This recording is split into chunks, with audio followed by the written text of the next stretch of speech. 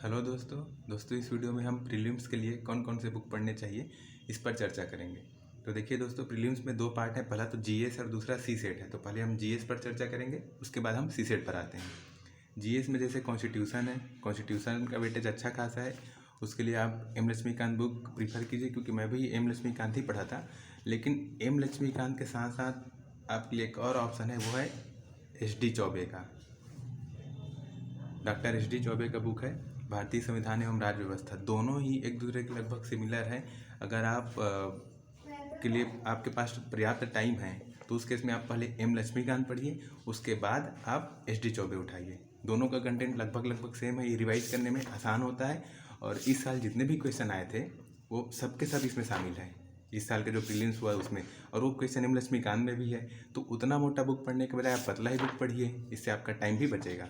तो अगर आप लॉन्ग टर्म के लिए हैं तो आप एम लक्ष्मीकांत एक बार पढ़ लीजिए, उसके बाद आप एच डी चौबे उठाइएगा। और कोशिश कीजिएगा जब आपके पास लास्ट स्टेज पर जब आप रहें एग्जाम के, उस केस में आप एच डी चौबे से ही रिवाइज कीजिएगा। ये आपका कॉन्स्टिट्यूशन का बुक हो गया। ये बुक पतला है और इसमें कंटेंट भी ठीक ठाक है, मतलब इतना कंटेंट है कि सीजीपीएससी में जो क्वेश्चन आ रहे हैं वो यहाँ से बन जा रहे हैं। इन दोनों बुक के बाद हम आते हैं आर्थिक सर्वेक्षण। आर्थिक सर्वेक्षण के लिए तो आपको पता ही का सीजीपीएससी पाठशाला का आता है।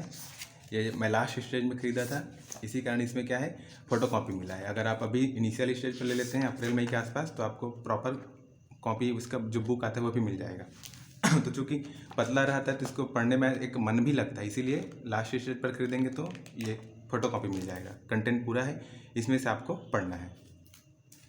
इसके बाद भारत के इतिहास के संबंध में दृष्टिया इसका क्विक बुक।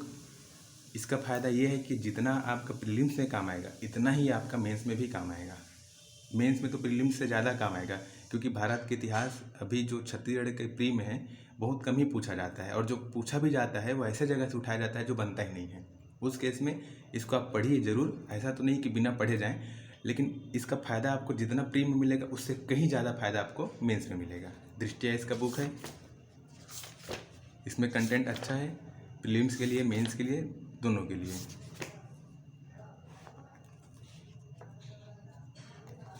प्रशासन वगैरह, आर्य समाज वगैरह, जो सीधा आप 4 नंबर 8 नंबर 15 नंबर में पूछा जाता है। इसके बाद हम देखेंगे करेंट अफेयर। प्रीलिम्स के लिए करेंट अफेयर चाहिए रहता है, तो ये है आप लोग का बीके नायक का, ठीक है, बीके नायक का करेंट अफेयर।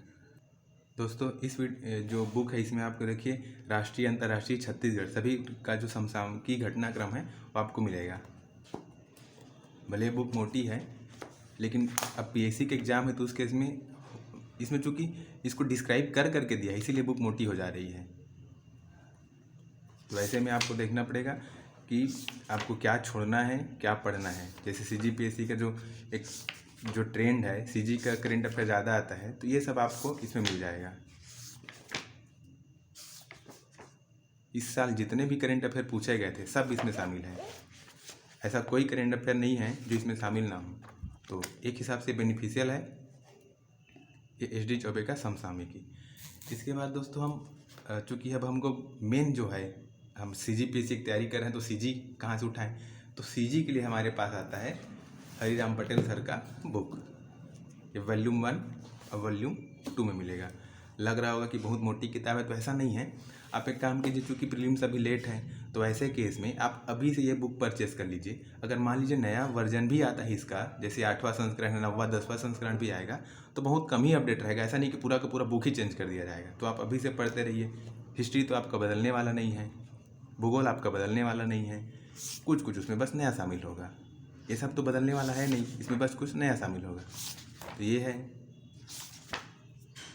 ये सब चीज़ को आपको छोड़ना है। इतना ज़्यादा मतलब आप याद भी नहीं कर पाएंगे, इसीलिए कुछ चीज़ों को छोड़ना ही है। देखिए जैसे मैं इसको पूरा छोड़ दिया हूँ, क्योंकि ये ऐसे बहाने जो कभी कभार पूछ दिया तो पूछ दिया, उसको तो छोड़ ही देना है। जो स्पेशल है परियोजना वगैरह उसी को देखना है। ये भूगोल का था।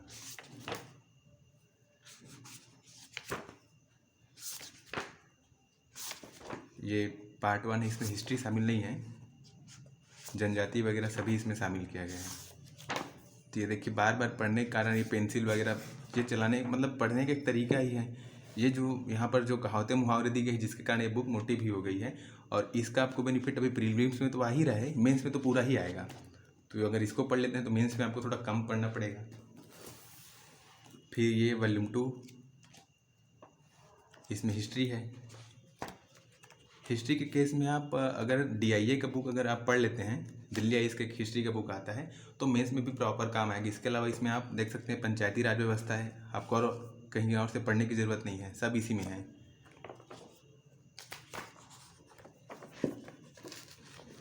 जिला परिदर्शन भी इसी में शामिल है। तो इसी स्थिति में आप हरिराम पटेल सर का बुक उठाइए, आपका पूरा GS कंप्लीट हो जाएगा। अब हम आते हैं CSET की ओर। CSET के केस में जैसे पहला लैंग्वेज छत्तीसगढ़ी भाषा, प्रतियोगिता सारांश का, प्री और मेंस दोनों में बराबर ही काम आएगा। ये सब जो अभी पटेल सर के जो बुक में था वही है। ये वर्ड हिंदी से छत्तीसगढ़ी, छत्तीसगढ़ी से हिंदी, तो ये सब आपको, ये सब्जी वगैरह के नाम पूछे जाते हैं।